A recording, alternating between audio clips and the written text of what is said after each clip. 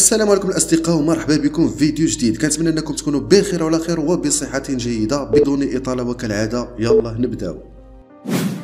اليوم غادي نهضروا على الظهير الايسر مفاجاه المونديال يحيى عطيه الله، واللي رفض الفريق ديالو الوداد العرض الاول المقدم من مونبولييه الفرنسي. فموقع فوت ميركاتو الشهير كشف ان مونبولييه الفرنسي قدم للفريق الاحمر عرض بقيمه 500 مليون سنتيم من اجل ضم عطيه الله، ولكن الوداد رفض العرض واعتبره غير كافي لبيع عقد المغربي. واوضح المصدر ان الوداد طلب مليار سنتيم من اجل التفريط بخدمات عطيه الله لصالح النادي الفرنسي. هذا وباش نكون صريح، فالمفاوضات لازالت مستمره من اجل انتقال عطيه الله الى الليغ 1.